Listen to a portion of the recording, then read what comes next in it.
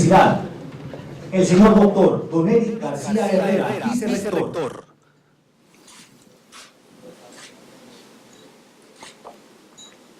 El señor doctor Don Rubén Pabello Rojas, rector fundador de esta institución educativa. La señora doctora Doña Polo hace uso de la voz el rector de la Universidad de Jalapa, el señor doctor Don Carlos García Méndez. Soy uso en su carácter de Magíster Laude, proceda usted a la conducción del protocolo que nos ocupa.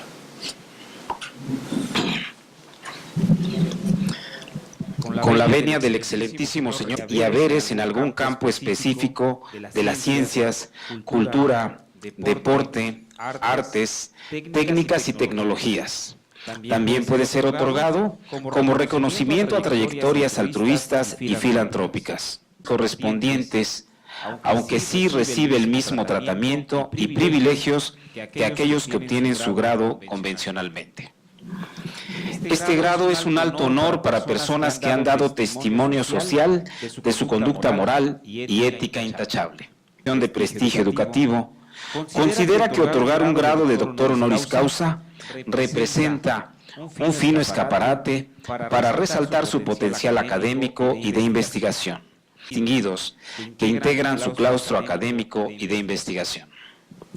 En este sentido, me permito informar al señor rector que los dignísimos y señor doctor don José Manuel de Alba han hecho llegar a la Junta de Gobierno, al claustro académico y de investigación de la Universidad de Jalapa, la propuesta de candidatura del señor doctor por escrita y brillante carrera judicial, permitiéndole ser nombrado como ministro de la Suprema Corte de Justicia de la Nación. Rector magnífico de la Universidad de Jalapa, honorable presidium, finísimos miembros del claustro académico y de investigación. Me permito leer la laudación del excelentísimo doctor don José Ramón Cosío Díaz, a quien propongo para que sea investido con el grado de doctor honoris causa.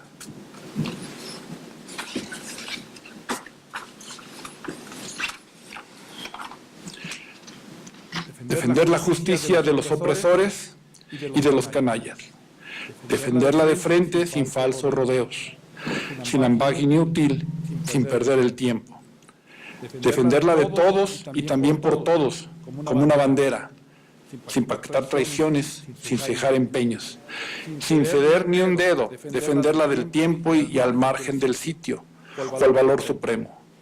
Defender la justicia, la social y la otra, la que disponen a los jueces y a los hombres a impartir lo suyo, la que da a cada uno lo que más merece, la que sobrepasa la razón y el mundo, porque es algo eterno. Defenderla, en suma, de los que predican y de los justicieros. Mario Benedetti. ¿Quién es José Ramón Cosío? Nació en la Ciudad de México, estudió la carrera de Derecho en la Universidad de Colima. Posteriormente cursó la maestría de Derecho Constitucional y Ciencias Políticas del Centro de Estudios Constitucionales de Madrid. Cosío es el ministro académico.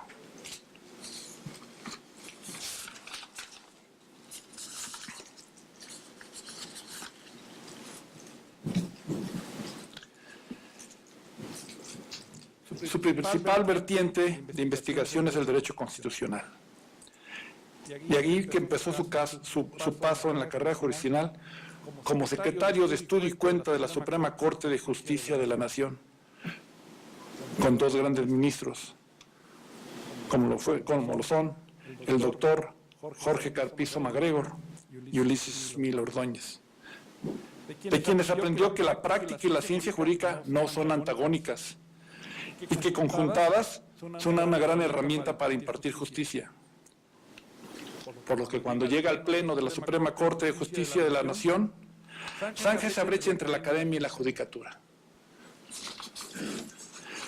Es el ministro científico, ya que es miembro de importantes instituciones académicas, científicas y profesionales, entre las que destacan que es el Sistema Nacional de Investigadores como investigador nivel 3, la Academia Mexicana de la Ciencia.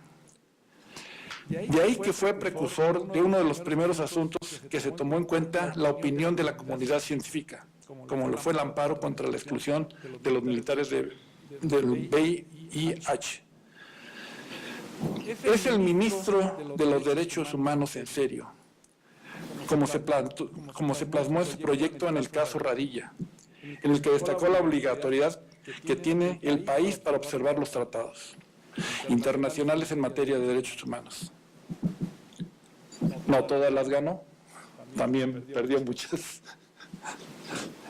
pero ahí destacó sus votos particulares, como en el caso de la jerarquía de los derechos humanos de fuente internacional y los de fuente constitucional, en la que no compartió la propuesta de la mayoría de que en caso de conflictos entre los derechos humanos de carácter internacional deben de ceder si hay una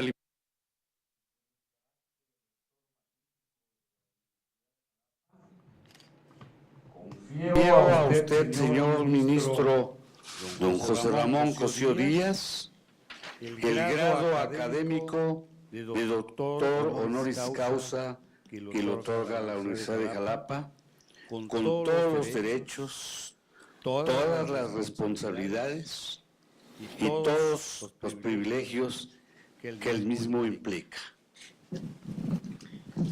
Enseguida, el señor rector procede a entregar el título honorífico, que es un documento oficial que concede por escrito el grado de doctor honoris causa, que a la letra dice lo siguiente: por votación unánime, los miembros de la Junta de Gobierno, del claustro académico y de investigación de esta institución de educación superior, según consta en acta de fecha 5 de septiembre del 2018, se acordó otorgar el grado de doctor honoris causa al excelentísimo doctor don José Ramón Cosío Díaz, por méritos en su excepcional desempeño en la actividad jurídica, su extraordinaria labor académica, la trascendencia de su obra escrita, así como su brillante carrera judicial, permitiéndole ser nombrado como ministro de la Suprema Corte de Justicia de la Nación. Saber para trascender, Jalapa Enríquez, Veracruz, noviembre 9 de 2018. Firma, doctor Carlos García Méndez, rector.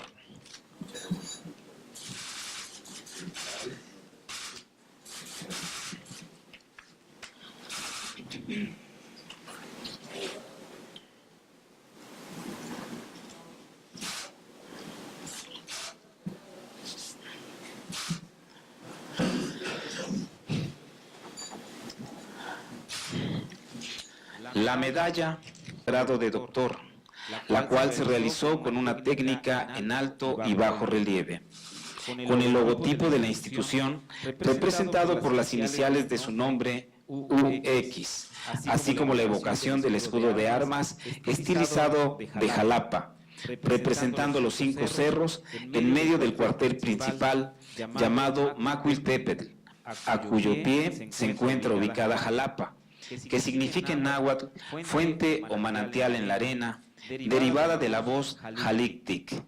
En la cúspide se aprecia un lucero que ilumina un pueblo de temperamento valeroso, apacible y templado, antiquísimo y venerado distintivo del magisterio. Pórtelo sobre su cabeza como la corona de sus estudios y merecimientos. Este birrete significa su grado honorífico. Considérelo como un yelmo que anuncia a la gente que está usted preparado y luchará por enaltecer la educación como único medio, es instrumento de la legitimación de sus actuaciones académicas, significa la vinculación que acepta voluntariamente con la Universidad de Jalapa. Símbolo de la pureza de la vida académica, de la fortaleza de sus manos en defensa, conservación y dignidad de la educación. Significa que su escritura y su trabajo científico, intelectual, artístico, siempre serán inspirados por su honor y dirigidos al bien de la humanidad. Y por lo tanto lo puede impartir. También simboliza que acepta continuar cultivando su acervo académico y cultural, que difundirá con certeza sus conocimientos para compartir con sus semejantes. Publicar con sus firmas este libro, se formaliza la investidura del grado honorífico y se sella su vinculación con la Universidad de Jalapa.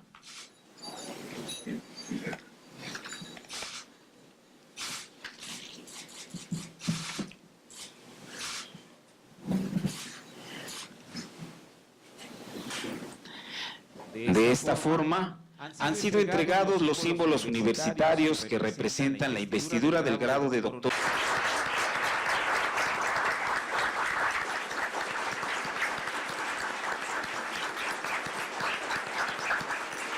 Por este reconocimiento y sobre todo por la posibilidad de formar parte de su claustro académico. A todos ustedes, muchas gracias. Desde luego al señor magistrado de Alba, mi padrino, a quien conozco desde hace muchos años. Le agradezco que se haya tomado todo este trabajo, todo este esfuerzo para que yo pudiera estar esta tarde con ustedes. Y a los profesores, a mis compañeros del Poder Judicial, también muchas gracias por estar aquí esta tarde. Como se ha descrito, lo que debo hacer ahora, en términos de este muy bonito ritual que tiene establecida la universidad, muchas felicitaciones por ello, es dar un discurso de aceptación. Y desde luego que lo primero que debo hacer es agradecer a todos ustedes estas consideraciones para conmigo. En segundo lugar, y lo decía muy bien en las palabras de usted, maestro, esto significa, a mí me ha parecido siempre, por la formación que tengo, que aceptar algo es comprometerse. Y comprometerse significa estar dispuesto a llevar a cabo conductas y acciones. Yo me siento muy contento de incorporarme al claustro de ustedes. A partir del año que entra, ya lo conversé con el señor rector, tendré más tiempo disponible, termino dentro de 3 semanas en la Suprema Corte, volveré a mi vida académica y desde luego en las condiciones que la universidad y yo vayamos estableciendo en conjunto, espero verme más seguido por aquí, participar con ustedes en la formación de los jóvenes, en el desarrollo de sus programas y algo para mí muy importante, compartir lo que yo haya podido hacer en diversas instituciones para con la universidad y para los alumnos sobre todo que van a estar aquí. Yo no quiero tomar más el tiempo, quiero simplemente agradecer y aceptar con convicción, con compromiso, el ser miembro de este claustro académico y enhorabuena a la universidad y muy agradecido con todos ustedes.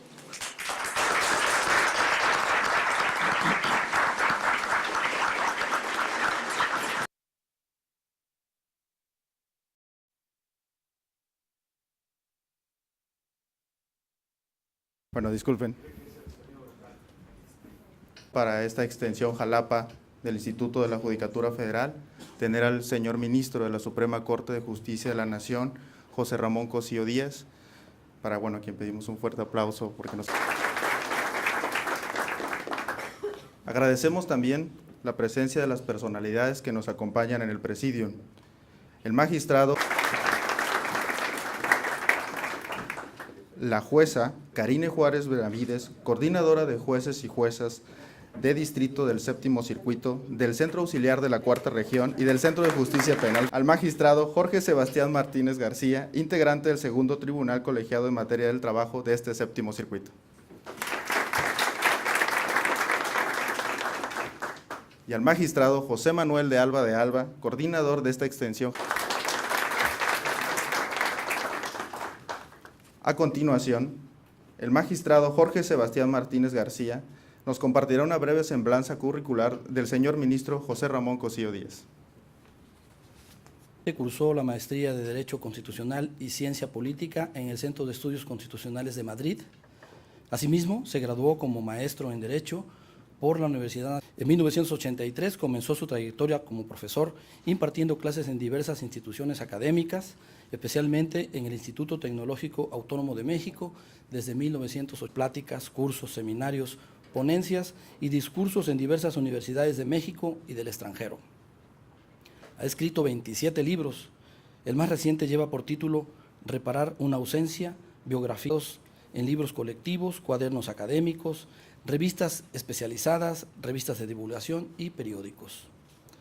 Le han otorgado importantes premios y reconocimientos en el área de ciencias sociales, el Nacional de Ciencias y Artes de 2009, en el campo de la historia, ciencias sociales y filosofía, el Nacional de Comunicación José Pagés Yergo en 2010 y en 2017, honoris causa que le han otorgado diversas universidades. El último de ellos hasta ahora lo recibirá, por cierto, el día de hoy en la Universidad de Jalapa en unos minutos, unas horas, un par de horas.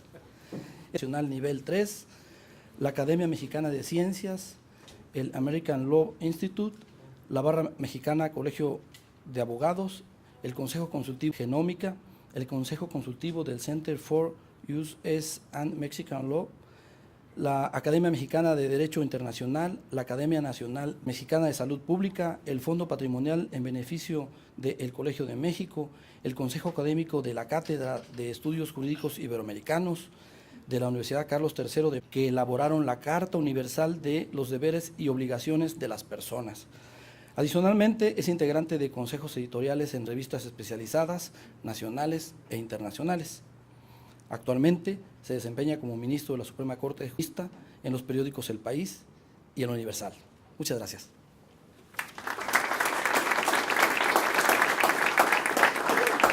Se haya tomado el tiempo para poder dar una plática, una conferencia en el instituto. Es un honor para el instituto tenerlo aquí y pues le agradezco la deferencia, un gusto. Los saludamos en la corte en razón de que la Universidad de Jalapa le estaba presentando el ofrecimiento del doctorado, y en todo toda la logística que tiene nos hizo un espacio, viene muy rápido pero con mucho gusto, y él decía, no quería dejar de pasar al instituto, y no me queda más que agradecerle y a ustedes por estarnos acompañando. Muchas gracias. Felicidades.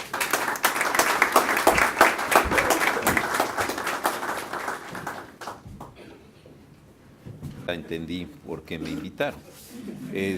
No sé por qué tengo la impresión que el tema es de actualidad, es de importancia y trascendencia para todos ustedes. Entonces, muchísimas gracias, de verdad, al magistrado de Alba por haber hecho posible esta invitación, con motivo del doctorado honoris causa, que esta tarde le agradezco, señor rector, señora, por su gentileza para conmigo.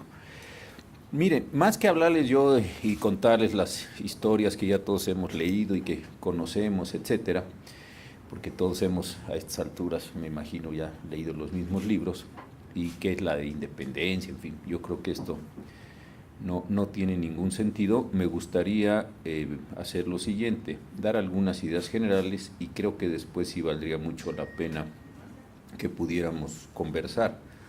Yo cuando salgo no puedo salir todo lo que quiero a las entidades federativas, pero sí me gusta mucho de verdad convivir y sobre todo escuchar, porque me parece que uno hace una buena sociología de cómo está el Poder Judicial, cómo se está desarrollando, qué está pasando en la profesión, y a mí es una cuestión que me importa mucho para entender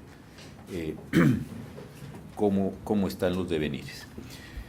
Yo de la independencia judicial aprendí hace muchos años de mi querido maestro Fix Zamudio que esta era una de las garantías jurisdiccionales. Voy a empezar con algunas cosas muy obvias.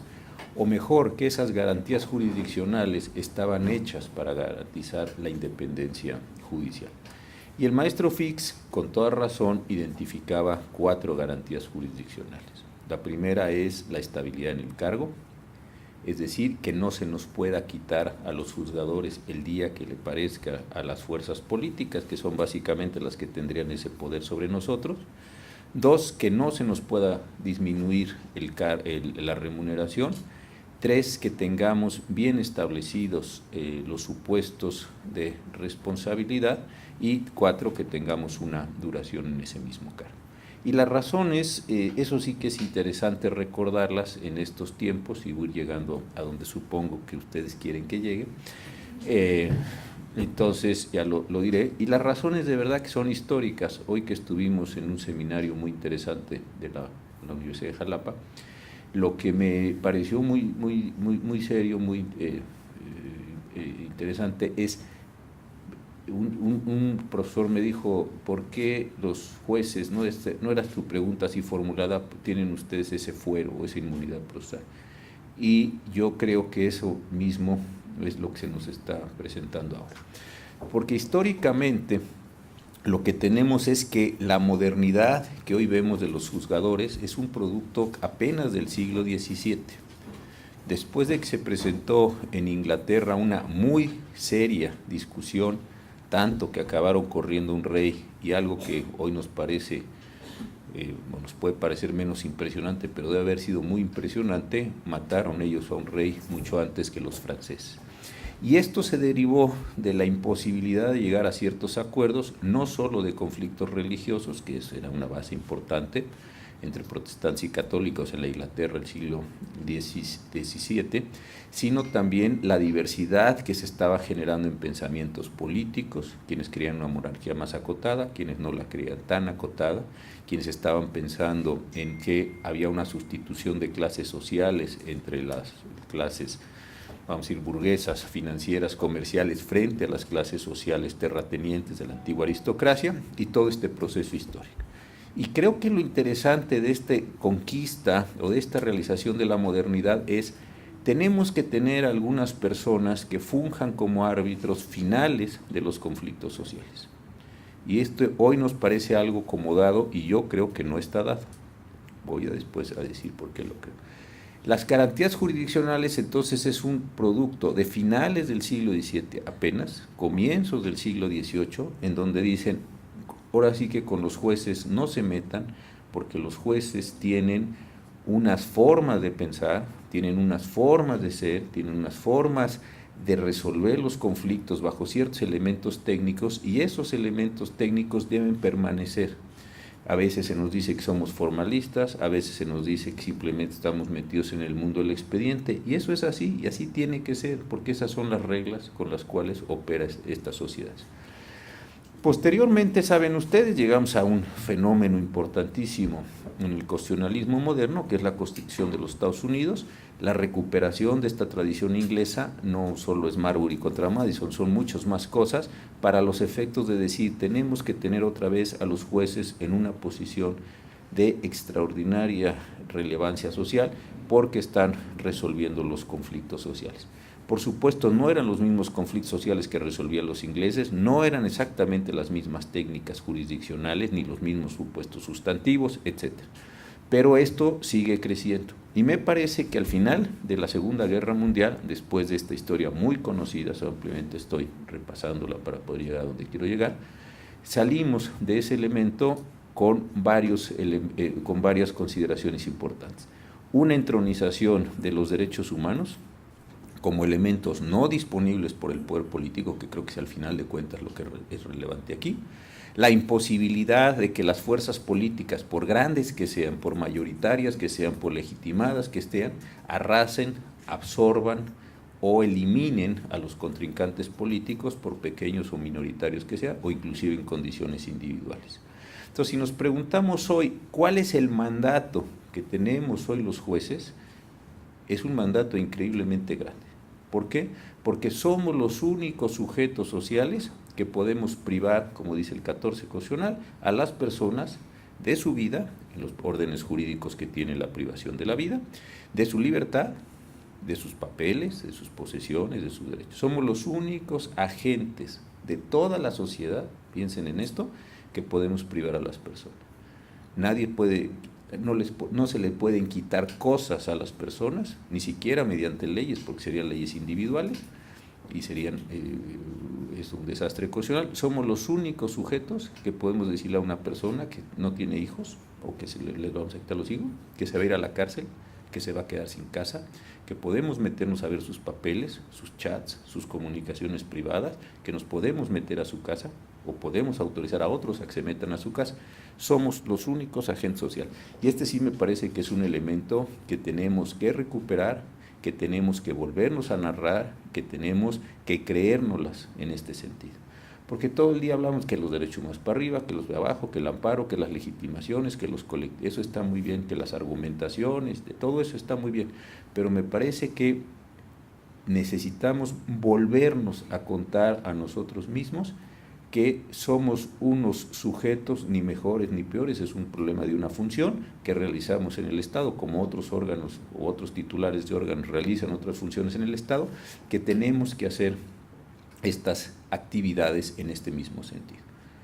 Cuando el magistrado de Alba, cuando Cristina, cuando varios aquí conocidos, empezábamos en la Corte, ni remotamente se parecía a lo que hoy están ustedes viendo. Nosotros nos tocaba, y lo platicamos en su rato, algo de 14, mucho de 16, 31, 4, a veces aparecía el quinto constitucional y a veces el octavo y no mucho más que eso. Con eso hay más o menos, y el 90% era 31 y 16.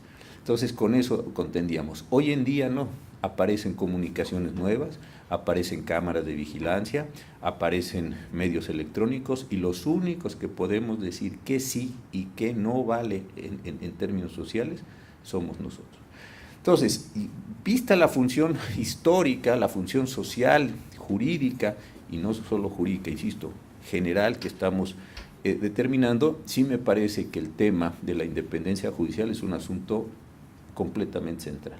Perder la independencia judicial es, me parece, permitir que otra vez, como ha pasado tantas veces en la historia, el ejercicio del poder político, por su propia legitimación, por su propia manera de obtenerse, sea por las urnas o sea por un designio divino, como sucedió en el pasado, no me meto en eso, hay muchas formas históricas de adquirir el poder, es permitir que quien lo detenta lo ejerza de tal forma que le permita arrasar a los demás. Unos dicen que porque se les apareció una espada, y otros porque vieron una llama en un árbol, y otros porque fueron a elecciones, y otros porque su padre fue no sé quién o no sé cuánto. Formas de establecer, eso está históricamente muy, muy explorado. Pero aquí el único asunto interesante es si nosotros permitimos que se nos arrebate, que se nos disminuya, que mengue la independencia judicial, al final del día entonces quedamos en una condición no solo expuestos nosotros, sino exponemos a todos los miembros de la sociedad a condiciones históricas que ya hemos visto que cuando comienzan acaban muy mal. Ayer la Asociación de Jueces y Magistrados de la Tercera Región tuvieron la gentileza de hacerme un reconocimiento porque ya me voy. Pero yo les decía algo que sí me parece muy importante. Necesitamos entender en este momento histórico qué está pasando con la judicatura. Y parece otra vez trivial, y voy a contar por qué no es trivial, y voy a contar lo que ayer conté. Cuando yo llegué hace 15 años de ministro, el momento histórico era buenísimo. Estábamos discutiendo los libros de la transición, la tercera ola democratizadora, estábamos con todos estos procesos, el presidente Fox tenía 3 años, entonces se veía como que el presidente Fox o el Partido Acción Nacional, la democracia mexicana finalmente había acabado con el PRI y estábamos en un proceso, ¿no? Más allá de la opinión que a cada cual le merezca, yo en eso no me meto, era un momento buenísimo de la democracia nacional. Acuérdense de ese momento, estoy hablando noviembre de 2003. La justicia constitucional, también esto lo conté, pero lo quiero volver a contar aquí con ustedes, gozaba de la mayor legitimación posible. Mis compañeros que habían estado en el primer tramo, todos con los que llegué, más el ministro Aguinaco y el ministro Castro, habían hecho un trabajo espléndido. ¿Por qué? Porque ellos se imaginaron que tenían que ser tribunal constitucional porque la reforma de diciembre del 94 les había dado el mandato de ser tribunal constitucional. Y esto parece otra vez trivial y no lo es. Ellos no venían de una tradición de ser tribunal constitucional. Ellos se imaginaron cómo debía ser un tribunal constitucional. Hoy es algo que no se les reconoce. Y salieron al mundo, de verdad, salieron al mundo a ver qué era ser tribunal constitucional. fueron a España, fueron a Italia, se afiliaron a las asociaciones de tribunales constitucionales, se juntaron con la Fundación Adenauer, que estaba haciendo un trabajo importante, fueron algunos de Estados Unidos, conocieron a Scalia y algunos otros justices de allá, en fin, empezaron, digamos, a convivir y empezaron a adoptar una posición de queremos ser tribunal constitucional. ¿Por qué cuento esto? Porque en ese momento la justicia constitucional estaba fantástica. El Tribunal Constitucional Español era muy bueno, no el tribunal que hoy hay ahí. La Suprema Corte de Estados Unidos era buena, no la corte que hoy hay ahí, y así otros muchos lugares que... Hoy la justicia constitucional no goza de esa legitimidad. ¿Por qué? Porque precisamente al desmoronarse algunos de los supuestos de la democracia, la justicia constitucional tiene que contender con la democracia. Ya no va en paralelo con la democracia como en ese momento pasado.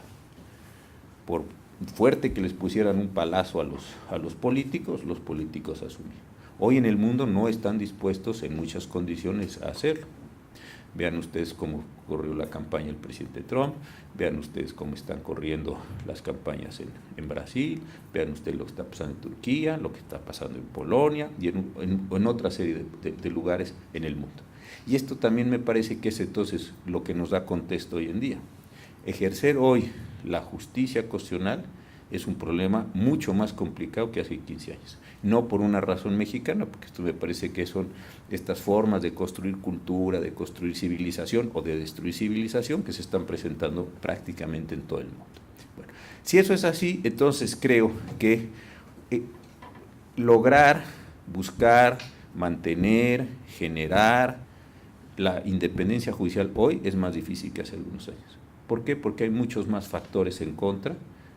Hay muchas más presiones externas, hay presiones económicas muy serias, hay problemas de seguridad pública tremendos, no entendemos muy bien qué está pasando con el fenómeno migratorio que nos parecía horrible cuando pasaba en Europa y hoy que está pasando en México no nos parece ya no nos parece tan chistoso, tan divertido, ¿no? Era interesante criticar a los europeos porque no recibían a los que venían de los países y hoy que estamos enfrente ya no nos está pareciendo que es lo mismo o estamos empezando a entender. Sí, ahí hay una serie de confusiones muy serias. Entonces, mantener hoy la independencia judicial sí me parece que es una precondición de muchas de las cosas que más adelante se nos van a empezar a presentar en este sentido. Y termino por donde empecé. Si la independencia judicial pasa por estabilidad en el cargo, y estabilidad es el número de años donde está uno y el lugar donde está uno, sí me parece que hay que hacer frente a las determinaciones que normalmente vienen como un rompimiento al principio de división de poderes que nos afecta. Si las remuneraciones en el periodo del ejercicio se tienen que mantener, también me parece que la lucha por las remuneraciones no es la salvaguarda de privilegios, sino es el mantenimiento de un estatus de independencia. La pérdida de la inmunidad procesal también me parece que es muy seria en efectos judiciales. En esta pregunta que hacía en la mañana un profesor, más como duda que como cuestionamiento, yo lo que le decía es, a mí el fuero me parece muy importante, o la inmunidad, el nombre correcto ya sabemos todos aquí que debía ser inmunidad, pues la gente sigue llamando fuero. Bueno, es muy serio mantenerla. ¿Por qué razón? Y yo le decía, si lo que yo voy a hacer es enfrentarme con los políticos o con los empresarios o con los malos, pues lo más fácil es que presenten una denuncia penal en mi contra, me sometan a proceso, me saquen del juicio, resuelvan que yo era inocente y regrese a mis funciones. Sí, pero el problema es que yo ya no estuve a la hora de sentenciar y esto es delicadísimo. Entonces, luchar por esas garantías jurisdiccionales, con esto va a terminar, es una precondición de la independencia. Y la independencia no es solo el estatus individual, psicológico, que cada uno de nosotros tiene, es de verdad una forma de garantizar un modelo de convivencia social en el que todos nosotros, supongo, creemos. Si no creyéramos en eso, no trabajaríamos aquí, ni el maestro sería rector de su universidad, ni la señora, es decir, no tendríamos por qué estar aquí. Estaríamos haciendo otras cosas en otros lugares. Entonces creo que sí es muy importante tomar conciencia, uno, de lo que significa nuestra función, en general y en abstracto, dos, de lo que significa hoy, no hace 15 años, no hace 20 años, hoy significa nuestra función y cómo hay que contender ordenadamente, inteligentemente, estratégicamente con todos estos fenómenos que se están presentando en el mundo y que desde luego se están presentando con nosotros. Creo que es un problema bien interesante. Yo lo único que quería es de verdad pasar a saludarlos, por otro lado casi a despedirme porque ya me voy en 3 semanas de la Corte, y muy importante dejarles esta reflexión porque sé que ustedes a su vez están haciendo sus cositas, ya lo sé. Entonces, uno se entera de muchas cosas. Es una ventaja ser ministro. Entonces, haciendo estas cosas, creo que vale la pena que les den un contexto general para que también pues encuentren ustedes elementos. Yo el 1 de diciembre ya no estaré ahí, tomaré unas clases y unas cosas, pero en enero regresaré a la vida universitaria, y si en algo a este circuito, y como ayer les decía a los compañeros de la asociación, les puedo yo servir, porque sí creo que hay que defender esto que hacemos cotidianamente, quedo a sus órdenes en lo que les pueda yo servir. Muchísimas gracias. ¿Quieren comentarios o algo? Entonces, pero si de aquí a que diga el magistrado quieren algún comentario, en fin, yo un ratito. ¿Hay alguna pregunta? Sí, yo encantado, pues ya que andamos por aquí. En opinión de usted, ¿desde qué trinchera se debe de llevar a cabo? Porque por un lado, tanto constitucionalmente como conforme a la ley orgánica del Poder Judicial de la Federación, entonces es una de las primeras inquietudes que surge, cuando menos en mi persona, para no comprometer a nadie más, es el titular individualmente asociado a través de la asociación o algún otro grupo al que se pueda pertenecer, no permitir que se socave a la institución como contrapeso a los otros poderes del Estado. Muchas gracias. Mire, yo creo que si fuera un problema de puramente una pretensión, en fin, lo que ya sabemos todo del litigio, yo creo que eso debiera ser una defensa, o decir una obviedad estricta y general, y no es un problema solo de México. Hay un cambio general en las formas de concebir el poder y la política. Puede haber muchos orígenes. Hay gente que dice que son los resultados de capital en muy pocas personas frente al resto, puede ser. Son los temores y las incertidumbres que se están generando en el mundo, puede ser. Lo que sí parece que tiene una constante general es que estamos colectiva, a un colectivismo, o si quiere usted más precisamente a una especie de tribalismo. Como yo no sé a dónde va el mundo, como el mundo me puede lastimar, como no sé si las amenazas vienen de un país, están teniendo, lo que parece sí tener un elemento común es un temor hacia la incertidumbre.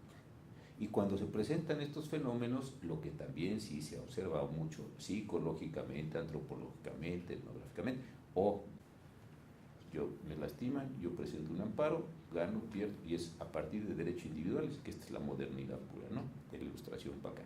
En cambio, lo que parece que se nos está presentando, que ya se presentó en un periodo de entreguerras en el mundo, tampoco es colectivización. Y ahí el papel de nosotros es muy complicado. Entonces, ¿qué es lo que creo? Que es un cambio, pues espero que sea temporal, espero que sea pasajero, espero que no genere consecuencias horrendas esto hacia el futuro, pero sí me parece que es un cambio de ciclo. Y creo que en un cambio de ciclo lo que uno tiene que hacer es defenderse con todo lo que sea posible. Narrativamente, discursivamente, o sea, no es solo vamos a litigar, es litiguemos desde luego, pues son las formas, pero también repensemos lo que estamos haciendo, volvámoslo a contar, generé que me dijo, ¿qué no le gustó? Que no hayamos podido consolidar la MIJ, como Acción Mexicana y Partidos de Justicia, todos, los del Fuero Común, Federal, me da igual, todos. Al final hasta los tribunales militares, y todos los que ejercemos jurisdicción. Pues, otra vez, resolvemos conflictos sociales. Y al final del día, y esto es lo que me parece, tenemos la disposición final de los bienes que hoy, no históricamente, lo que haya pasado hace 4,000 años, ni lo sé, ni lo viví, ni o aquí. Es una discusión, me parece central. Entonces, contestando y dando varias vueltas para llegar a lo mismo, la respuesta es, yo creo que los medios de defensa deben ser jurisdiccionales, deben ser mediáticos, deben ser...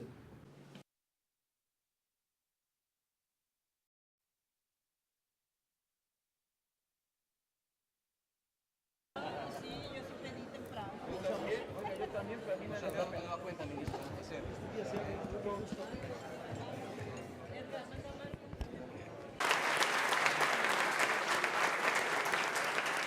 Le acompañan en el presidium el doctor José Ramón Cosío Díaz, ministro de la Suprema Corte de Justicia de la Nación. El doctor Eric García Herrera, vicerrector de la Universidad de Jalapa. El doctor José Lorenzo. El maestro Rafael Arias Hernández, académico de la Universidad Veracruzana. Universidad de Jalapa y la Universidad Veracruzana. El doctor Carlos Antonio Vázquez Azuara, director del Instituto Interdisciplinario de Investigaciones de la UNITO Lozano Vázquez, presidente del Foro de Abogados del Estado de Veracruz.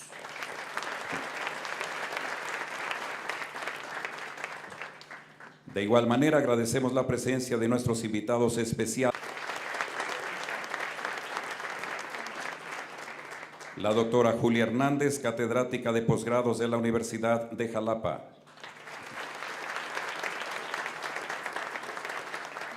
El maestro Quintana. Tengan todas y todos los presentes. Hoy tenemos el honor de presentar ante ustedes el Foro de los Derechos Humanos y el acceso a la buena administración pública. Saludo muy respetuosamente al doctor José Ramón Cosío Díaz, ministro de la Suprema Corte de Justicia de la Nación. De igual manera, saludo al doctor Eric García Herrera, vicerrector de la Universidad de Jalapa, a la doctora Isabel Soberano de la Cruz, rectora emérita de nuestra Casa de Estudios, al doctor José Lorenzo Álvarez Montero, catedrático de la Universidad de Jalapa y de la Universidad Veracruzana, especiales y fundamentalmente a nuestros alumnos, a todos los jóvenes estudiantes que se dieron cita esta mañana. De igual manera, a los maestros y a los investigadores. El que tiene un derecho no obtiene evidentemente el suyo. José Martí, político y escritor cubano. La Universidad de Jalapa se congratula con la grata presencia de todos y cada uno de ustedes. Como institución de educación superior, es nuestra responsabilidad sembrar en la conciencia ciudadana la voluntad y disposición de participar en la vida pública de nuestra sociedad por el bien, evidentemente, de todos. Los derechos humanos son fundamentales en la conciencia cívica. Su defensa y protección nos corresponde a todos por igual. Nuestra Constitución política así lo establece y lo contempla en su artículo primero. En un ámbito de gobernabilidad, la vinculación entre gobernantes y gobernados se sustenta en la eficiencia, eficacia, legalidad y legitimidad de todos los actos. La administración pública es el conjunto de órganos administrativos que tiene como función alcanzar el bien colectivo de un Estado a partir de los servicios públicos que se prestan. Es en el centro del poder que se definen las líneas de acción para resolver las demandas sociales mediante una adecuada planeación. Para la investigadora y escritora argentina Evangelina Pérez Aramburu, abro comillas, el descrédito de la burocracia pública en los tiempos modernos es enorme siendo una percepción generalizada, es común escuchar y hablar de ineficiencia y corrupción como unas características de la administración pública, la que muchas veces es profundamente socavada por el accionar administrativo que transgrede los derechos humanos de la ciudadanía. Cierro la cita. Los ciudadanos tenemos derecho a una correcta administración pública que se fundamenta en la legalidad y se fortalece con la legitimidad de la misma. Este es sin duda un derecho humano que nos corresponde defender a todos. Nuestra obligación como universidad es fomentar en nuestra comunidad los valores que deben ser respetados y defendidos por su carácter universal, innatos, inviolables, intransferibles y complementarios. Ya vivimos una gran experiencia en nuestro Congreso Internacional de Derechos Humanos, el cual marcó un precedente nacional y tuvo gran reconocimiento científico y desde luego académico a nivel internacional. Hoy nos reunimos en este foro nuevamente para incentivar las grandes transformaciones sociales con nuestros ponentes, dijera yo, de lujo, como son los doctores José Álvarez Montero, Jacobo Domínguez Gurín, así como los maestros Rafael Arias Hernández y Eugenio Hernández Velasco, y cuyo moderador lo hará magistralmente es el doctor Carlos Antonio Vázquez Azuara. Permítanme ustedes agradecer de forma especial la participación del señor ministro de la doctor Dios.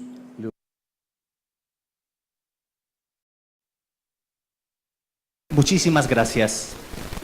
Queremos culminar este extraordinario foro académico después de la tan nutrida intervención y la mesa de análisis que escuchamos antes precisamente de este receso, y eso a la buena administración pública, como he dicho, a cargo del doctor José Ramón Cosío Díaz. Él es ministro de la Suprema Corte de Justicia de la Nación y al que tengo el honor de presentar con nosotros. Muchísimas gracias. José Ramón Cosío Díaz nació en la Ciudad de México en 1960. Estudió la carrera de Derecho en la Universidad de Colima, posteriormente en la Universidad Nacional Autónoma de México. Finalmente, obtuvo el doctorado en la Facultad de Derecho de la Universidad Complutense de Madrid. En 1983 comenzó su 1987, en donde además ocupó el cargo de jefe de Departamento de Derecho de 1995 a 2003. Su formación profesional se ha dividido entre la docencia, la investigación y el servicio público. Su principal preparar una ausencia, biografía de Antonio Carrillo Flores. Asimismo, ha coordinado 10 libros, compilado 7 obras y dirigido una. Tiene diversos artículos publicados en libros colectivos, cuadernos académicos, revistas especializadas, revistas de divulgación consultivo de la Universidad Autónoma Metropolitana, así como del grupo de académicos, expertos y ciudadanos que elaboraron la Carta Universal de los Deberes y Obligaciones de las Personas. Adicionalmente, es integrante de consejos editoriales del Grupo Autónomo de México, además de ser columnista en periódicos nacionales como El País y El Universal. Indudablemente nos encontramos en presencia de una ciencia jurídica. Recibimos al doctor José Ramón Cosío Díaz con un fuerte aplauso.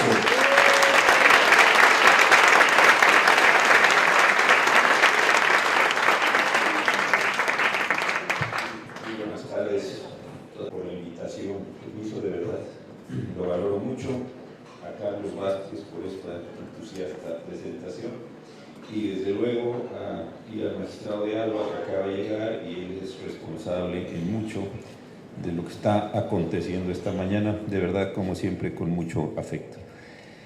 A ver, lo que quisiera yo hacer es tomar unos minutos, si le parece, señor rector, para dar algunas ideas sobre este tema, y creo que nos puede resultar a todos, a mí, por supuesto, más interesante tener un intercambio de preguntas y respuestas al final, por el tiempo que el señor rector y Carlos Vázquez determine. Creo que esto nos puede ser a todos más útil que simple y sencillamente yo les eche aquí un cuento largo y ustedes no tengan posibilidad de preguntar. Lo que me han pedido hablar es una combinación que desde luego no es fácil. En primer lugar, tenemos que tener alguna idea de qué son hoy los derechos humanos. Segundo, qué es hoy la administración pública. Y tercero, si esto que se anuncia como una conclusión de un derecho humano a la administración pública es o no es posible, porque hay problemas que ahora trataré de definir con ustedes. Yo creo que lo primero que tenemos que entender es que en este momento de tránsito, que creo que no es un momento de tránsito nacional, es un momento de tránsito mundial, estamos pasando en una situación compleja con los derechos humanos. Si esta conferencia se hubiera celebrado hace 5 años, hace 10 años tal vez, nadie tendría dudas sobre la condición de los derechos humanos. Habría una enorme literatura, estarían todos ustedes leyendo algunos autores clásicos, estarían todos ustedes muy contentos y con unas categorías muy enfocadas. Sin embargo, lo que en ese momento no había y hoy hay son dos cosas. Primero, la enorme transformación que tuvo nuestro artículo primero constitucional, sobre todo en sus primeros párrafos, que sabemos es producto de la reforma de junio del 2011, que le dio una positividad a los derechos humanos que no teníamos o que no tenían completamente asentada y aceptada.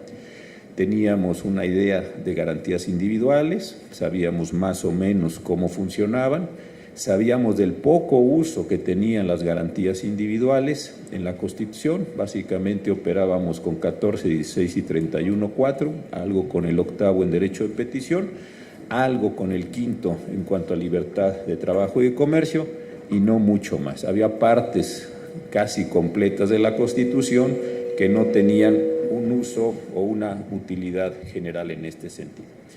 En segundo lugar, también me parece que había un momento de auge democrático en casi todo el mundo y en nuestro país también, desde luego, en el cual nadie cuestionaba la posibilidad expansiva de los derechos humanos. Más allá, insisto, de que no tuvieran una positividad completamente clara. Y un tercer elemento que vale la pena también reconocer es que tampoco sabíamos como país hace algunos años qué hacer con las decisiones de la Corte Interamericana de Derechos Humanos. Tampoco muy bien teníamos claro cómo los derechos humanos de fuente convencional se insertaban en nuestro orden jurídico. Hoy, sin embargo, las tres cosas que acabo de mencionar están presentes y las tres, me parece, están generando unas tensiones muy importantes. ¿Por qué razón? En primer lugar, regreso a lo que sucedió en junio del 11. Creo que es una de las reformas más importantes que ha vivido, que ha visto nuestro orden jurídico desde su creación, si ustedes quieren en 1824, o si quieren más recientemente en febrero de 1917. Creo que de verdad es uno de los cambios más importantes que han existido. De un modelo liberal, tradicional, más allá de las garantías de contenido social que se insertan a partir de los años 70 en la Constitución, teníamos todavía esta idea decimonónica de una diferencia entre Estado y sociedad. El nivel de desarrollo prestacional de los derechos sociales era realmente muy bajo. Si quieren, luego en las preguntas y respuestas podemos comentar esto, pero no era un momento de expansión. Esta reforma de 2011, a mí me parece, voy a usar una expresión que he usado en algún par de artículos, es un poco pedante, pero creo que define bien lo que quiero decir, generó una nueva antropología constitucional. Es decir, el sujeto generado o visto por el orden jurídico cambió radicalmente. De ser un sujeto que estaba en una condición lejana al Estado, esto como metáfora, que el Estado simplemente tenía que proteger su esfera de libertades y podía incidir de algunas maneras en el otorgamiento de prestaciones materiales por vía de los derechos sociales, se convirtió en un sujeto que tiene que ser construido a través de los derechos humanos. Los de fuente constitucional, desde luego, más los de fuente convencional. Y ahí se rompe la idea, la vieja idea, la decimonónica idea de la separación de dos esferas para obligar al Estado a hacer cosas con los sujetos para que estos sujetos alcancen mayores grados de bienestar en sus vidas. Este es un asunto, me parece importante. Yo por eso hablaba de una nueva antropología constitucional, la forma en que el orden jurídico, sobre todo la Constitución y a partir de su artículo primero con estos derechos de fuente constitucional y convencional, perfila, dibuja, crea a este nuevo sujeto, me parece que es completamente diferente y este es un asunto central. En segundo lugar, se presenta una condición que cuando yo llegué de ministro hace 15 años no teníamos en el orden jurídico mexicano y es precisamente esta incorporación de los derechos de fuente constitucional.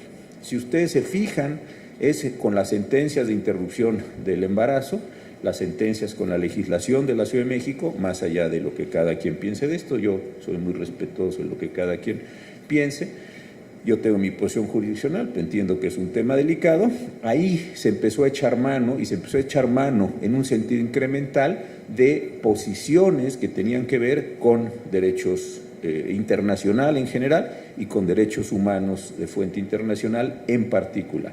Antes de esas discusiones realmente era muy deshilachado, déjenme usar esta expresión, la manera en que la propia Suprema Corte, los tribunales colegiados unitarios, el Tribunal Electoral, echábamos mano de estas disposiciones. Se presenta entonces una situación donde hay derechos humanos, donde hay un nuevo entendimiento del sistema de fuentes del orden internacional y empezamos a combinar estos dos momentos de una manera interesante. La tercera cuestión que también vale la pena mencionar es que hoy los derechos humanos, más allá de la retórica, que esa desde luego es importante porque es la que va determinando las formas de comprensión, los alcances, está sufriendo interesantes e importantes embates. ¿Por qué razón? Porque en el momento actual, donde hay una expansión del fenómeno político respecto del fenómeno jurídico, hay voces, no son pocas, que no les parecen adecuados ni la enorme cantidad de derechos humanos que están contenidos en nuestra Constitución. Piensen ustedes en los temas de seguridad pública versus debido proceso, o piensen ustedes en combate a la delincuencia organizada versus ciertos derechos humanos. Ahí hay una tensión muy importante que no siempre acabamos de identificar.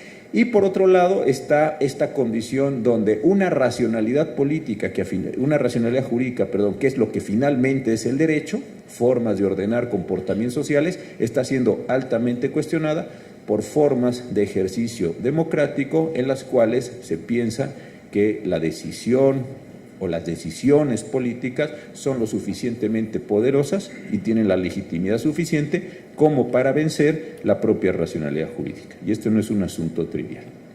Entonces estamos en esta condición que me parece muy importante destacar.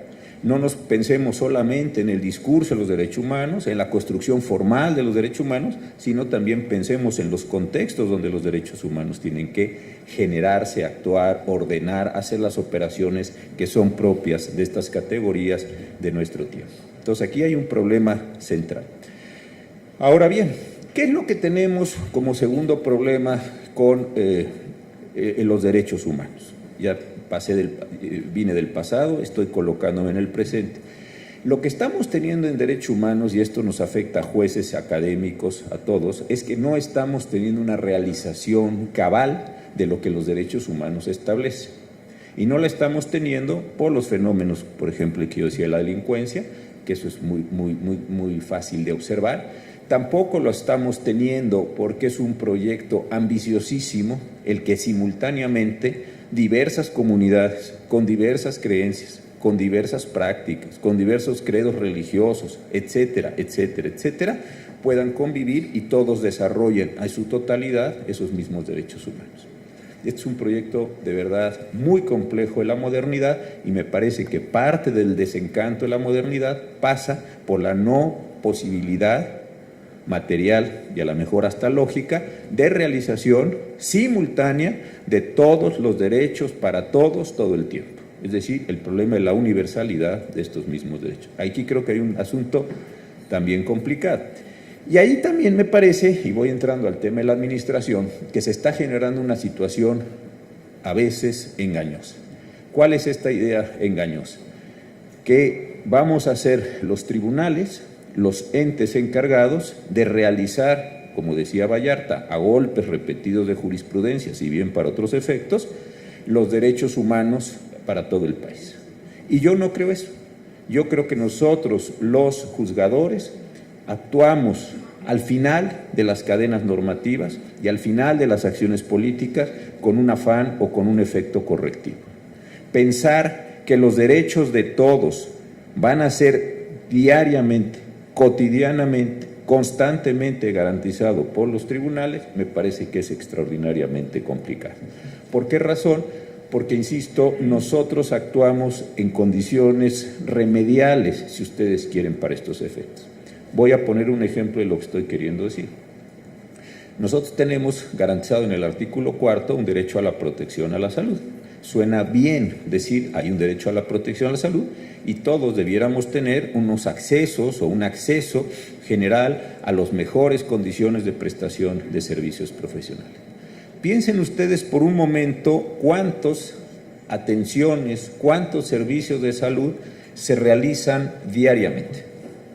Sumen en todo el país los del ISSSTE, los del Seguro Social, los del Seguro Popular, los de los servicios de Petróleos Mexicanos y los de los servicios de las Fuerzas Armadas. Sumen ustedes diariamente la cantidad de servicios que se tienen que dar. Y solo voy a tratar el tema del derecho a la salud, podría hacerlo con casi cualquier otro. ¿Esto qué significa? Que son miles, millones de servicios que cotidianamente se van a dar. ¿Y cuál es el problema para mí? Que si estamos suponiendo o estamos esperando que sean las decisiones judiciales las que garanticen la prestación cotidiana de esos servicios, esto va a ser imposible. La Corte puede entrar, los tribunales pueden entrar ahí donde en un determinado momento se niegue un servicio, donde se genere una mala práctica, donde se niegue el otorgamiento de los medicamentos, etcétera, etcétera. Pero suponer que son los jueces, como se piensa en muchas ocasiones, los que vamos a conducir toda la práctica médica diaria en el país, me parece muy difícil de comprender. Y entonces, ¿a dónde caemos? Caemos a la acción precisamente de la administración pública. Creo que aquí es donde se conjunta la administración con los derechos humanos. Parece una trivialidad lo que estoy diciendo, pero no creo que lo sea. ¿Por qué razón? Porque lo que tenemos que hacer jurídicamente para el desarrollo pleno de los derechos humanos es no pensar que son los tribunales los órganos, insisto, de reparación, de gestión, de satisfacción de los derechos. Lo que los tribunales podemos hacer es, más allá de la protección concreta, es generar unos ciertos estándares de otorgamiento y de satisfacción de esos derechos humanos, pero exigir a la administración pública su cumplimiento cotidiano de esos efectos. Esto no es un problema del legislador, el legislador ya lo sabemos, genera sus normas abstractas e impersonales, determina ciertas condiciones, establece los primeros desarrollos de los derechos humanos y después se hace una práctica cotidiana donde quien llega a un consultorio para seguir con el caso tiene que encontrar los elementos humanos de capacitación, de entrenamiento, de actualización para recibir un buen servicio. Los elementos materiales para que se puedan otorgar ese tipo de prestaciones. Las condiciones de realización cotidianas que se tienen que hacer en ese mismo sentido. Y aquí es entonces donde me parece que entramos ya en lo que es propio de esta charla, que es, sin administración pública no va a ser posible la realización de los derechos humanos. No estoy hablando si yo tengo un derecho humano, todavía no entro a ese problema, a la protección o a la administración pública. No estoy hablando de eso. Simplemente estoy diciendo, primeramente, que el desarrollo, que la satisfacción de mi derecho humano pasa en una medida importantísima por la existencia de una administración pública. Y esto se nos olvida más frecuente de lo que parece. ¿Hace cuánto no ven ustedes trabajos que nos estén analizando las condiciones de funcionamiento de la administración pública? Tenemos muchos libros de argumentación jurídica, tenemos muchos libros de juicios orales, tenemos libros de derechos humanos, pero ¿cuántas personas en nuestro país se están ocupando de la administración general? Puede haber libros de transparencia, como reflexiones, puede haber libros sobre algunos temas económicos puntuales, y lo que tiene que ver algo con medio ambiente, algo con telecomunicaciones, etcétera, con sectores importantes, energético, pero la administración como tal, ¿hace cuánto tiempo que no le estamos pensando? A mí me parece que uno de los problemas generales que estamos viviendo es que la dificultad de generar, de satisfacer derechos humanos pasa por las incapacidades de la propia administración. La administración pública, históricamente, entre nosotros, fue una administración, ya lo sabemos, de modelo francés. Bastante militarizada y en mucho influida por los procesos napoleónicos. También ahí, toda la revolución que se generó en los procesos napoleónicos, no por Napoleón, pero sí en ese momento importante en la historia, era la administración pública. Si ustedes revisan o recuerdan cómo era la administración hace algunos años, era relativamente fácil de comprender. Un secretario de Estado, 2 subsecretarios, un oficial mayor y unos directores generales. ¿Y cómo operaba esta administración? Militarmente. Yo, secretario de Estado, le ordenaba a los subsecretarios que hicieran cosas, estos a su vez tenían directores generales donde ya teníamos un asentamiento técnico y empezaban a proceder a acciones. Muy bien. Con un servicio civil, más allá de lo que cada quien piense de los años largos del prismo en el país, que era un servicio civil relativamente estable y un servicio civil relativamente profesional. ¿Por qué? Porque las personas entraban como meritorios, entraban muy jóvenes, había una captación de los jóvenes desde las universidades y estos iban ascendiendo en unas escalas e iban teniendo. Los cargos políticos, secretarios y subsecretarios, eran eso, cargos políticos, y a partir de directores generales para abajo tenían bastantes competencias técnicas. La administración tenía una forma de irse haciendo. ¿Qué sucedió con posterioridad? Hacia finales del sexenio del presidente Lamadrid empezamos a inventar, yo como una necesidad, y ahora voy a decir por qué, en la administración pública, la necesidad de traer órganos reguladores. Y estos órganos reguladores partieron de una idea muy importante. Hay cosas que son tan delicadas para hacer que no se las podemos otorgar a la política. Estas cosas importantes que tenemos que hacer, se las tenemos que dejar a cuerpos técnicos que operen no con racionalidad política, sino que operen con competencias técnicas. Y este es todo el largo peregrinar que hemos tenido de los órganos autónomos primero y después con los órganos constitucionales autónomos. Como se generó una desconfianza en el pensamiento político y en el pensamiento jurídico hacia la política, se pensó entonces que la administración no debiera hacer política o no debía hacer política en ciertas ramas, sobre todo en las ramas caras, en las ramas de inversión, y eso debía quedar en manos de cuerpos técnicos. La Comisión Reguladora de Energía, la Comisión de Telecomunicaciones, la Comisión, todas esta serie de cosas me parece que operan en esto. Entonces aquí hay un problema bien interesante. La administración se desagregó. La administración empezó a tener las secretarías de Estado y estos distintos órganos a los que me estoy refiriendo. Primer problema. Entonces, esta idea napoleónica, que tampoco estoy defendiendo, simplemente la estoy describiendo, empezó a tener muchos problemas. Después empezamos a crear, a partir de demandas sociales muy concretas, órganos también muy concretos para resolver los problemas. Institutos para los niños, para las niñas, para las mujeres, para los ancianos, un conjunto de cosas. ¿Qué es entonces con lo que nos enfrentamos hoy en día, para ir abreviando? Una dispersión orgánica muy grande en el país, donde una Secretaría de Estado tiene ese secretario, un par de subsecretarios, 3, 4, alcanzamos a tener muchos más en la Secretaría de Gobernación, que todavía está vigente, luego un montón de centros, institutos, órganos de distinta naturaleza que han fragmentado muchísimo la posibilidad de una acción concertada del Estado. Este sí me parece un problema importante.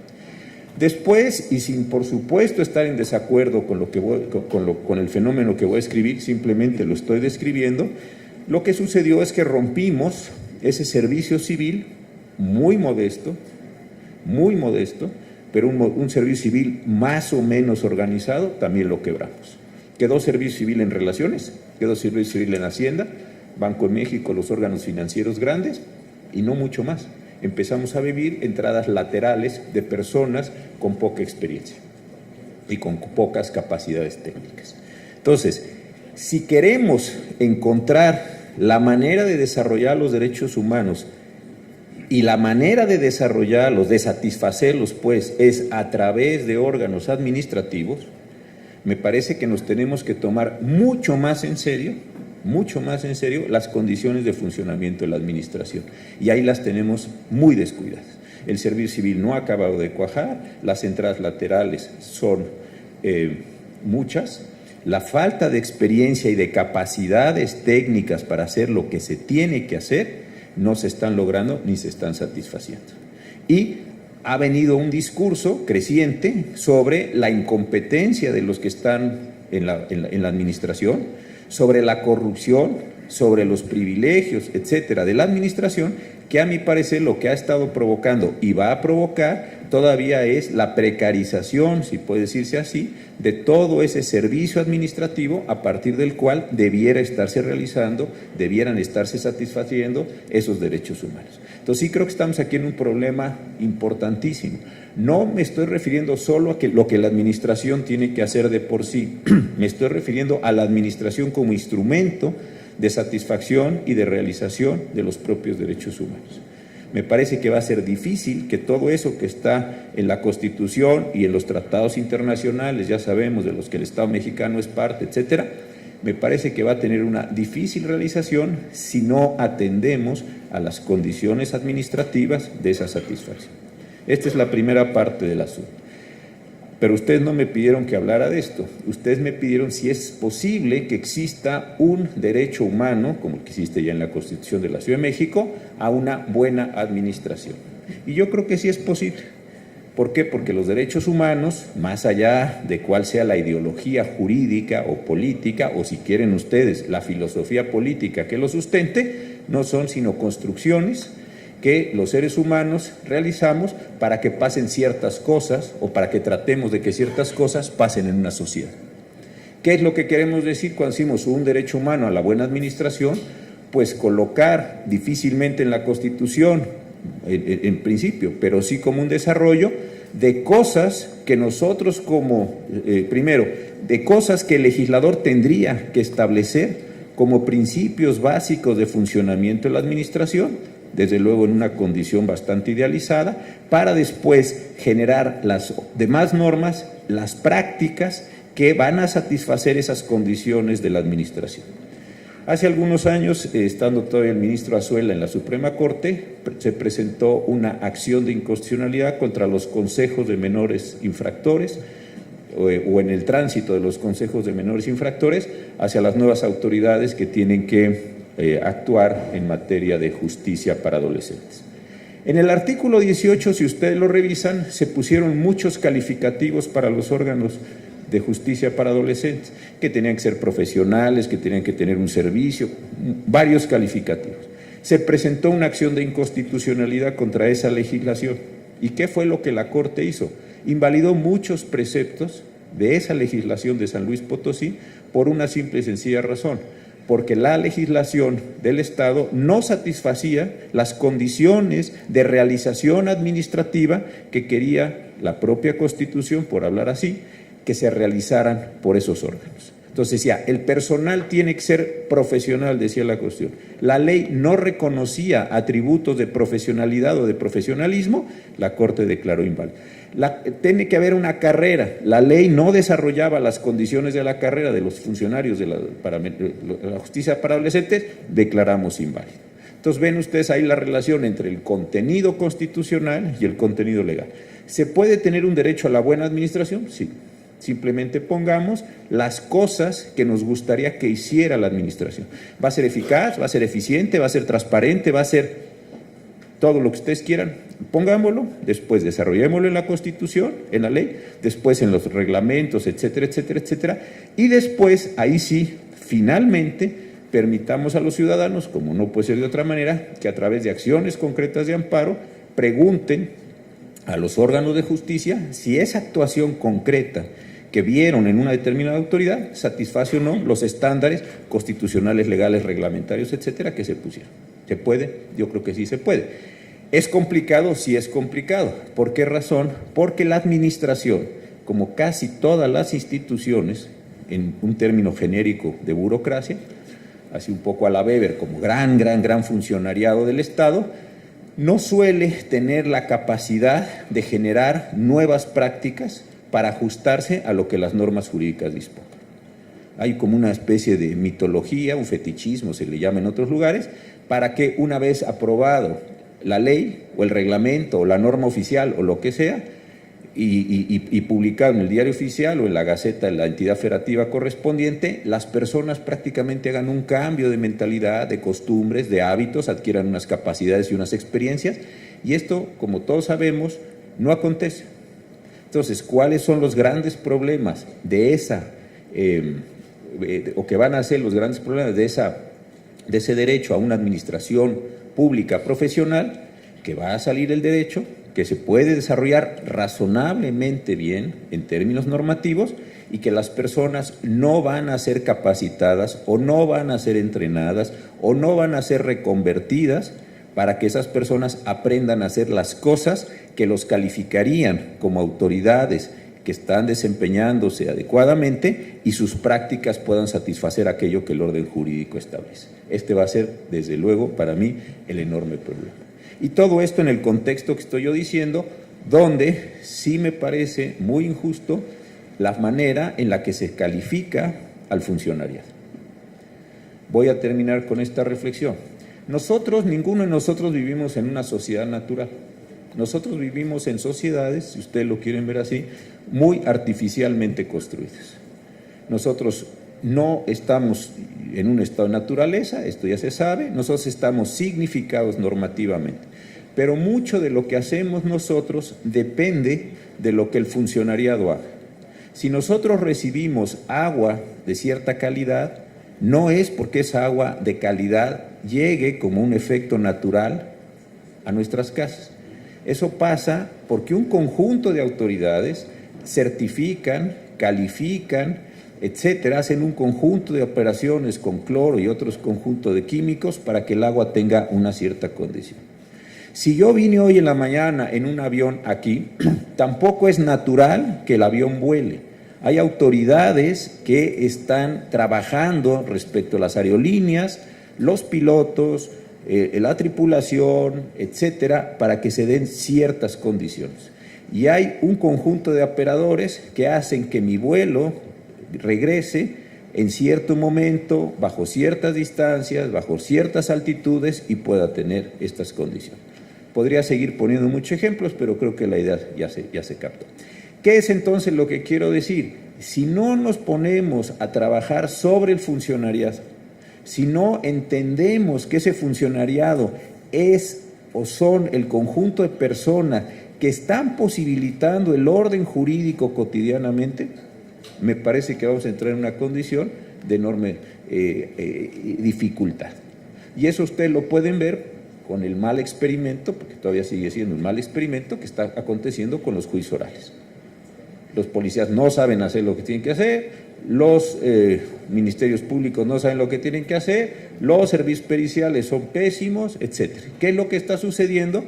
Que un juicio que está diseñado para producir determinado tipo de resultados no está produciendo los resultados porque las personas que tienen que elaborar al interior de esas actividades no lo están logrando. Y esto creo que lo podemos ver en el derecho de justicia, lo podemos ver en el derecho a la salud, en el derecho a esto, tantas diferenciaciones como tiene la Constitución y los tratados, o lo podemos ver, al final de cuentas, en el derecho humano a una buena administración. ¿Es importante el derecho humano a una administración? Yo creo que sí. ¿Por qué razón? Porque me parece que se generaría un estándar general para que esos derechos humanos se terminen satisfaciendo. Es decir, creo que se puede volver instrumental el derecho a una buena administración, porque el buen funcionamiento de la administración va a terminar logrando la satisfacción de muchos, de muchísimos, prácticamente de todos los derechos humanos que tenemos enfrente. Entonces creo que esta reflexión a la que ustedes se han convocado y a mí me han invitado resulta pertinente. No es crear un derecho más por crear un derecho más y ponernos aquí enloquecidos a crear cosas, sino significa conjuntar, ordenar, compactar, establecer, utilicen cualquiera de estos verbos en sentido muy gráfico, para decir ese derecho puede tener un efecto relacional o un efecto abarcador de un conjunto de prácticas que tienen que ver con la satisfacción final de los derechos humanos. Yo hasta aquí terminaría esta intervención y estoy a sus órdenes para las preguntas o comentarios que ustedes quieran hacer. Muchas gracias. Y vamos a abrir el micrófono, porque así nos lo ha permitido nuestro distinguido disertante, para escuchar algunos cuestionamientos de ustedes que también nos engalanan con su presencia en esta conferencia magistral. Así que rogaremos que las... No violenta los derechos humanos de los servidores públicos que actualmente están desempeñándose y que por muchos años, supongo que como muchos académicos que están aquí, se han profesionalizado hasta con doctorados para poder precisamente tener un acceso a una buena administración. Todavía, más o menos, en esas palabras que usted lo decía, no es todavía el tiempo de decir que el sistema ha fallado. ¿Podría ser el caso de Javier Duarte un ejemplo o cómo lo consideraría? Gracias. Mire, a mí me quedan todavía 3 semanas de ministro, con lo cual no me puedo todavía pronunciar sobre canciones. Ahí hay una cuestión interesante, entonces no me voy a pronunciar sobre eso. De remuneraciones, sí, la ley de remuneración. Entonces, ¿qué sí puedo decir? A ver, el artículo 120, 165,000 pesos mensuales para quienes satisfagan esta condición. Eso también está en la ley de remuneraciones, es en el artículo 6º, fracción 3ª. Entonces, sí hay posibilidades precisamente de reconocer que un conjunto de personas, una respuesta concreta a este caso. La segunda cuestión, como problema general, yo en lo personal no estoy a favor de la disminución de los salarios. ¿Por qué razón? Porque precisamente me parece que el funcionariado, todo lo que se llama las condiciones, estamos en un edificio que no es una construcción natural, no estamos a mitad del bosque ni de una nada. ¿Por qué tenemos cierta confianza de que este edificio no se va a desplomar en este momento en que estamos hablando? Porque hubo en su momento acciones concretas de inspectores, de esos, yo en lo personal no lo hice. Y creo que una sociedad que tiene una buena condición de funcionamiento es porque de verdad tiene un funcionariado importante. En un artículo que escribí en el periódico, le llamé ser como Suecia, o parecemos a Suecia una cosa. ¿Por qué? Porque si usted se fija, desde hace muchos años en toda la teoría política, en los libros inclusive de economía política, etcétera, se está diciendo que debiéramos ver cómo los países se quisieran, educativamente, con sanidad, etcétera. Yo vi una película, se la recomiendo, se llama Julio 22, está en Netflix, es una película sobre los atentados que hubo en el 2011 en una isla de Utoya, ahí muy cerca de Estocolmo. El primer ministro y el parlamento se preguntan, ¿qué hicimos mal? Vamos a nombrar una comisión en serio, para que nos diga qué hicimos mal. Cuando terminan se dan cuenta que tienen una venta casi indiscriminada de fertilizantes, con lo cual se hace explosivo, que no tenían ningún tipo de control de armas, que no estaban bien en sus servicios de emergencia.